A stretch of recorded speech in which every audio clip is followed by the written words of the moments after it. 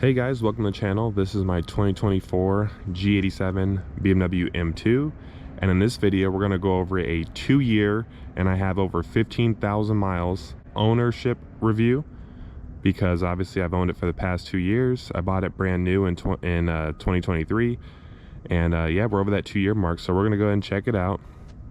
As far as like the wear and tear on the vehicle, just have some tiny little chips and stuff in the front. You know, just from like rocks and stuff like that, as expected. This gloss black trim can, you know, get a little, you know, wear and tear on it over the years.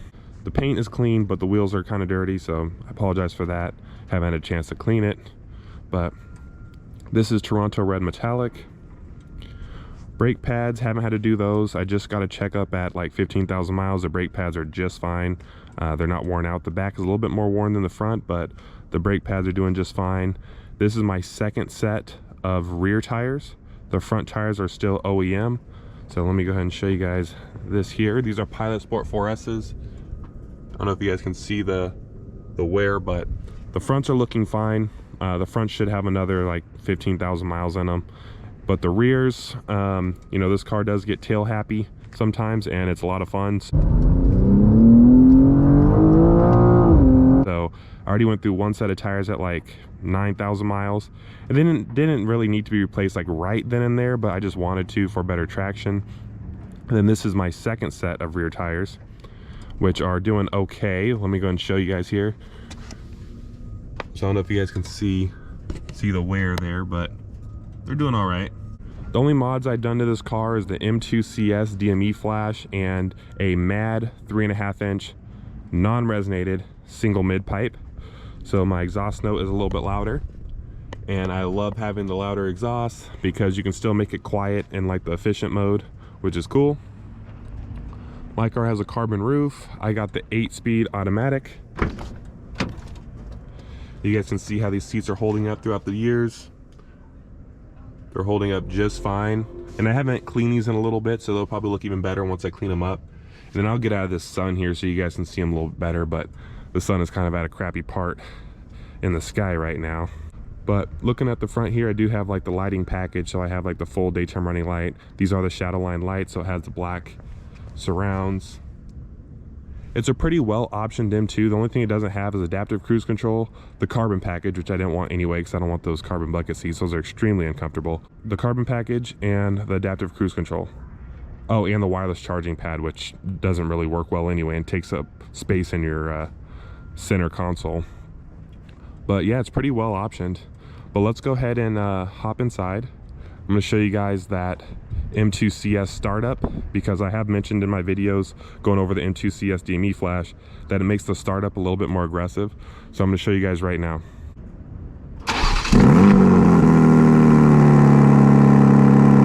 That is so funny. My luck, of course, when I try to show you guys, it doesn't do it. It's been doing it all the time. If the car rests for too long, they don't do that kind of cold startup sequence. But if the car, you turn it off for like 1 minute and then start it right back up again, it'll do that super aggressive, like that super aggressive startup that you find with the M2CS DME Flash over factory.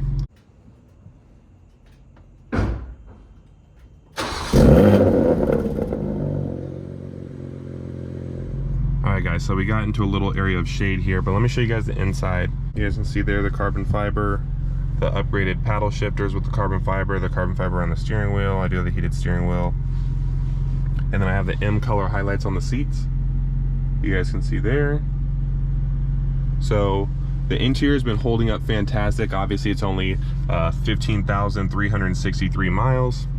So the inside has been holding up great. The back seat has been used maybe once. And then the front seats are in perfect shape. These actually wear pretty well. A lot of times people don't clean them, so they're super shiny and crusty looking, but I clean mine fairly often, and yeah, they look just fine. The seats, carpets are holding up well, all the plastics and everything, they aren't scratched up. Obviously I take good care of my vehicles.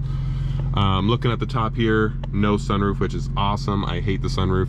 Here's a driver's seat. Like I said, it needs to be cleaned up a little bit, but you can see a little bit of like creasing in it, you know, nothing too bad. And I try to sit like in the middle of the bucket, not sit on top of the buckets. Thankfully my frame is a little skinnier, so it's not really a problem.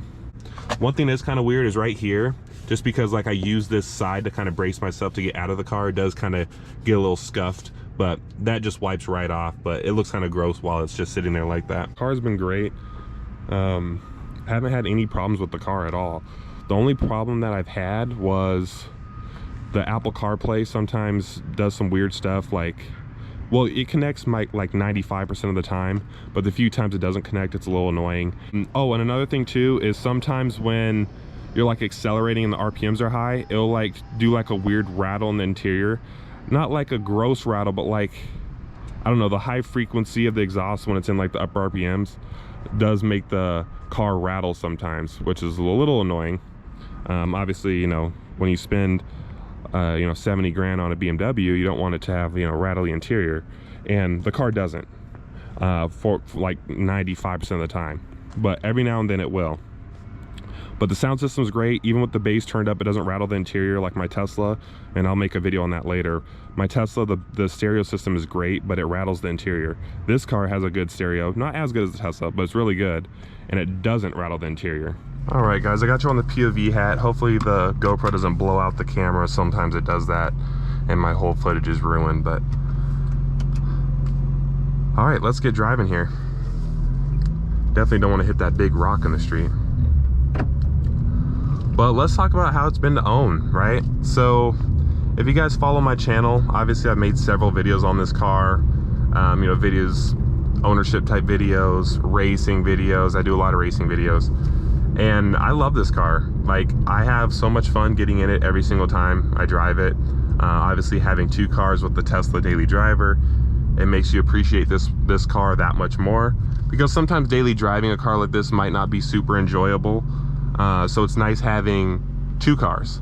And then again, when you daily drive a car, you're so used to it because you're in it all the time that it's not really special anymore. This car is special to me every time I get in it because I daily drive my Tesla. And it's so great having that huge difference in like the way the car drives, like the Tesla obviously being electric and this and that. But the car has been great. MPG, I do a lot of racing, so the MPG hasn't really been that good. It's been around like 18. But on road trips, I've gotten upper 20s. So the car does great on road trips, by the way. Like, you just put in efficient mode, the exhaust quiets down, and you just cruise on the highway with cruise control. And the car does great. Obviously, it doesn't have adaptive cruise control and lane centering and all that stuff. I don't have the adaptive cruise control package, but the car does great. Like, I don't have any issues with it. Transmission has been great. Transmission never gives me any problems. I never had one problem with this transmission. It doesn't do any like weird shifts, or it doesn't do any weird nothing. Like, the car works every time. Transmission's great. See, there's like a little bit of like a rattle sound. I don't know if it's stuff I have in here, or I don't know if it's like my sunglasses being in here, but sometimes the interior will rattle depending on like the exhaust, like the way the exhaust sounds, because the exhaust is a little bit louder now. It didn't do it as much when it was stock. Now, one thing that's a little annoying, and it just comes with the territory with a rear-wheel drive car, this car is actually, in comparison to others, really good. But traction, you know, low speeds, especially with the new CS Flash, you know, 523 horsepower, 479 pound-feet of torque,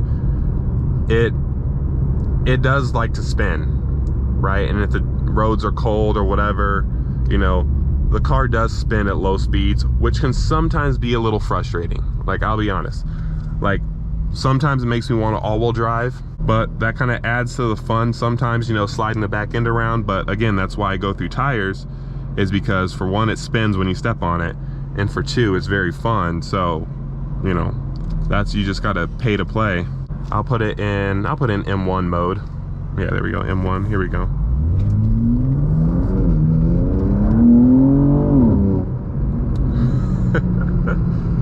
I don't know what's next. Like, the car has been so good that, like, I don't really know what I'd rather have. Like, especially for around this price point, like $100,000 or less, I can honestly say there's no other car, because I only buy new cars, right? I know you can get like a used whatever for less, but I don't think there's any other car under 100 grand that I would rather have. And even over 100 grand, like what would I rather have? I guess a Porsche 911, like that's like the only real upgrade car that I can actually fit in over this car, right? Because I'm not gonna be in no supercar or any of that nonsense. Like I don't want that. Nothing against people that have it. If you have it, by all means, I mean that's great, but I'm just not a supercar guy. Like I said, if I really wanted to, I could buy one. I just don't. Like I just don't want to buy a supercar. I like cars that are like this. Some people ask me, they're like, hey, do you want to do a femto unlock DME Flash? You can make 700 wheel horsepower.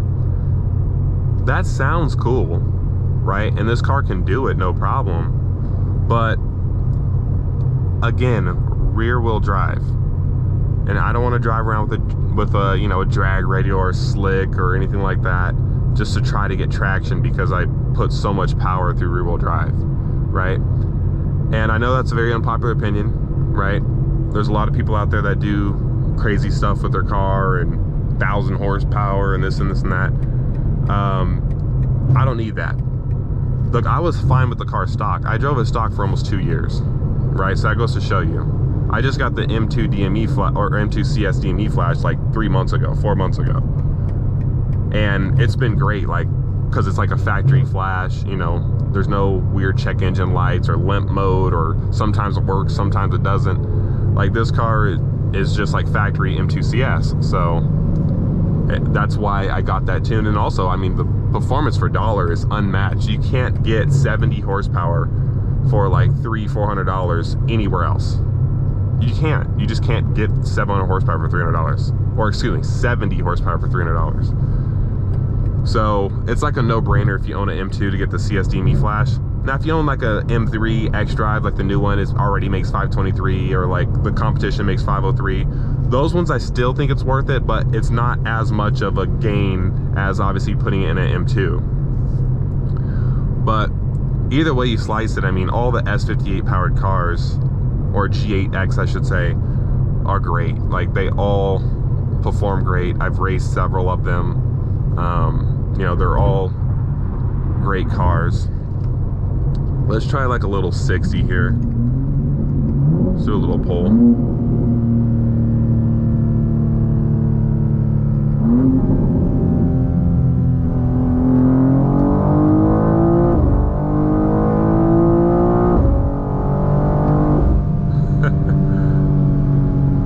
The shifts are so aggressive too, I love it. Super aggressive shifts. And the third shift setting, of course. Now you put in the second shift setting, it shifts a little bit more smooth, but it's still fast. And the first shift setting is prioritizes comfort and shifts a little bit more leisurely, but it still shifts fast. Another downside, I'm just trying to think of things that are just coming off the top of my head. The fuel tank is a little small, so you kind of always have to get gas with this car. Now, if you were running an E-blend, that'd be kind of really annoying because you'd have to get gas like all the time. The tank is only like 13 some odd gallons. And when you have a car that gets like mid-upper teens when you're driving it kind of spiritedly, you go through gas, right? And that can be a little frustrating. It hasn't been really a problem for me because this car, again, is a secondary car. I don't daily drive it. But if I daily drove it, I mean, I can see the frustration of going to the gas station all the time. Like my Tesla, people complain about range on like electric cars. My Tesla has a full tank every single time I wake up in the morning. So that's not a non-issue. But this car I do have to fill up with gas pretty often. Even driving it secondarily, I still have to fill it up with gas like fairly often, I feel like. Which again is worth the price, or it's worth dealing with that for what you're getting on this car. Because as much as I love this car, I'm not going to say that it's 100% perfect. Obviously it has some downfalls, right? But the downfalls are very easy to live with for me. Let's see if we can get the back end around this corner a little bit.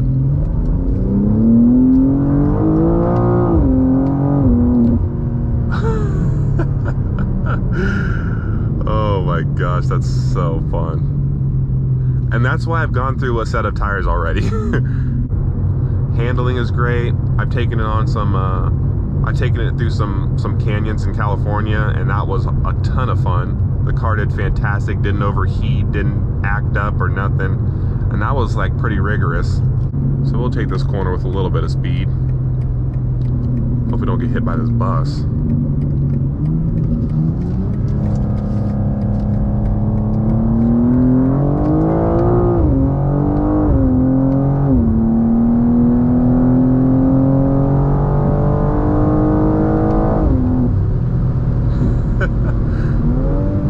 This car is something else. Oh, they're doing construction, so we gotta be careful. And there's a bunch of rocks in the road.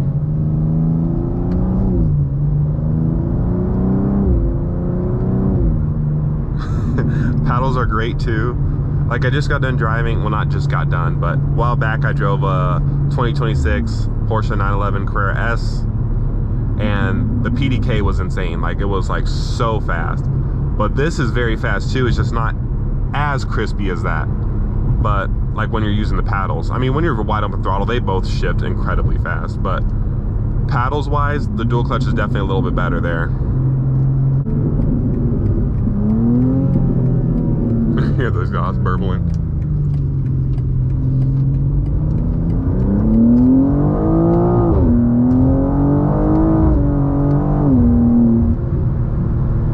The exhaust actually gets pretty loud. Like, I know the car has piped in noise as well, but I don't know if the piped in noise is that loud. I think that's the exhaust, because it has a pretty decent bit of sound coming out of it. Out of all the cars I've owned, this is definitely the best one. I mean, every car has its own strong suit, but all around, if I had to just have one car, even though I've had some good, you know, all-wheel drive and stuff cars in the past, I would just pick this car for if I just had one car, because it's worth dealing with the shortcomings that it has as terms of like a daily driver and as a car itself, for all the positives and benefits you have with this car.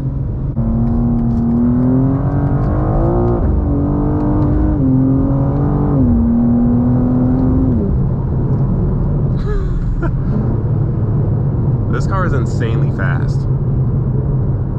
Like, this car is so fast. And I know that's all relative. You know, there's people out there that have 1,000 horsepower cars, so nothing pleases them. But, I mean, that is so incredibly fast. Between, like, the sound, the shifts, managing the back end, like, there's just so much to take in every time you step on it in this car. All that torque. I wonder if this Mazda wants to run. I'm just kidding.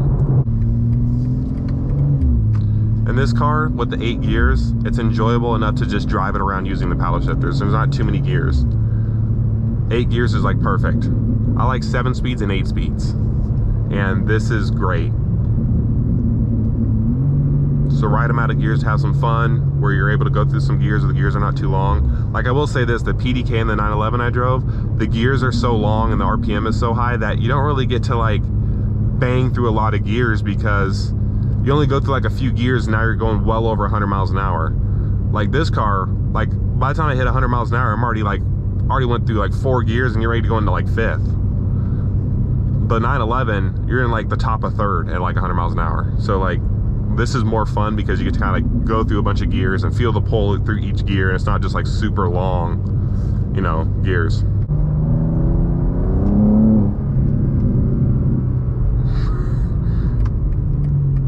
Always wants to get loose on you when you're at low speeds, of course. Now at 60, this car hooks pretty much every single time. And on a good road surface, at 40, it'll hook too. But I can't really do digs. This car does well from a dig considering it's on stock tires, but this car cannot do digs like an all-wheel drive car. And as you guys know, I love racing, and it'd be nice to be able to do fast like launches, but maybe I'll just get a Model 3 Performance if I want to do like dig racing.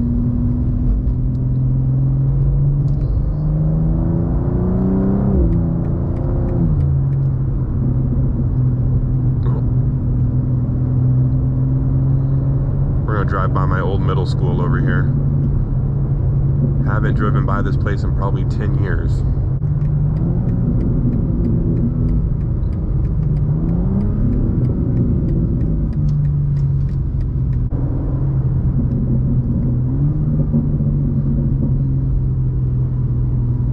yeah, still looks the same, I think. I don't think they had all this shit over here before. Oh yeah, another thing that you don't think about, but when you own the car, you realize it. The turning radius on this car is incredible. So check this out. So we're gonna make this turn right here, right? Literally like nothing. Actually, it turned too sharp. I have to go around this curb. Literally perfect. Should we burble on these kids a little bit? No, just kidding.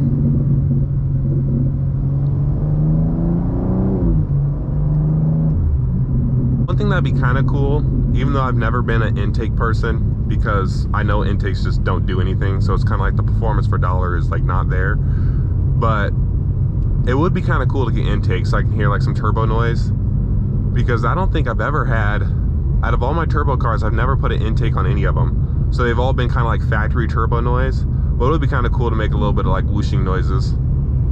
I just don't want to lose performance, because I know the factory air boxes are fine. I just don't want to lose performance with like putting aftermarket intakes on it. I see myself keeping this car longer term, like longer term as in like 2+ more years, you know, because again, the only upgrade from this would be a 911, and they're just too expensive. They're more than what I want to spend, so I wouldn't get that. And I have to get a Carrera S to be the same, if not a little bit lower, or actually slightly slower than this car. And you know, that's stock, you know, but I like keeping my cars close to stock, so yeah, probably M2. I'm just gonna keep it for a while. I mean, if they come out with the all-wheel drive one, that'll be very tempting, because that's like the one thing that could be improved on is the all-wheel drive. And for the people that are like, oh well, the all-wheel drive's not gonna be as fun, I understand what you mean, but with BMW MX drive, you can put it in rear-wheel drive. So when you want to have the rear-wheel drive fun, you just put it in rear-wheel drive. When you want to do a dig, you have it in the all-wheel drive, so it's nice. But if they come out with the all-wheel drive M2, I'll consider it, but the M2 kind of went up in price. It's like $5-6 grand more than what mine is now. And you know, it's good for my resale value, but it's not really good for me wanting to buy another one. But even with $5-6 grand price increase, the car is still 100% worth it. All day, every day. Yeah, I mean, I wouldn't have it any other way. If I had one car, it'd be an M3 X-Drive, and that's it. But then I'd be like everyone else, because everyone and their mom has an M3 X-Drive and an M4, it seems like. So, you know, it'd be like everyone else. I rarely see G87s, so it's nice having a car that's a little bit more unique. Carbon fiber looks nice in the sun right there. Sorry, I'm getting distracted. This video is like so unorganized, but this is just raw, just me. I'm just cruising around, just sharing my thoughts on just everything, basically. But yeah, if you enjoyed this video, give it a like and subscribe. Share your thoughts in the comments below, and I will see you in the next one.